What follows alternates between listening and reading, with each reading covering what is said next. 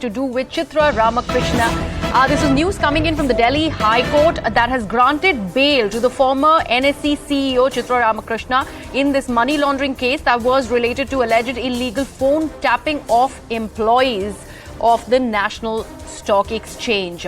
This is the big development that we are bringing to you this Thursday morning, as the Delhi High Court has granted bail to the former NSE CEO Chitra Ramakrishna. This is to do with the money laundering case related to her, where there was an allegation of illegal phone tapping and snooping on NSE employees. Taking this across to my colleague Ananya is joining us with all the latest on this big story that we are tracking. Yes, Ananya?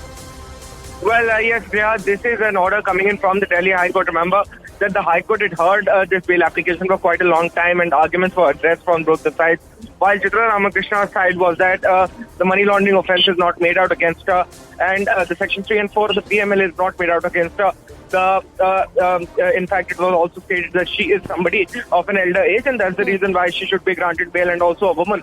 But on the other end, the enforcement directorate said that it's a case of serious nature, where former government officials, in fact, that of the National Stock Exchange, were actually being snooped on, and that's the reason why bail should not be granted. However, weighing in all of these arguments, the court has now granted bail to Chitra Ramakrishna. However, the reasons on which the court has granted the bail would be clear in the detailed order that will be coming out in a while.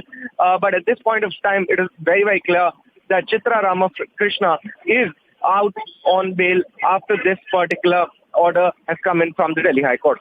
Yeah, absolutely. Ananya, I just would like to understand, what did the ED have to say regarding the allegations against Chitra Ramakrishna, and the fact that, like you were mentioning, we are yet to actually ascertain the details and the grounds on which she's being granted this bail by the Delhi High Court. But what were the arguments against it? Well, the ED's argument, first of all, was that this is a case of, in fact, money laundering, and that too, where money laundering at the National Stock Exchange, and there were phone tapping and snooping that had happened. And remember, this is not only Chitra Ramakrishna who's into this case, but also former Mumbai Police Commissioner Sanjay Pandey was also somebody who was under the lens of the agencies in this particular case. But at this point of time, it has been stated clearly that, this whole case is a serious one, and Chitra Ramakrishna was the NSE CEO at that point of time when all of this happened. And not only this, but the co-location scam also happened at the same time.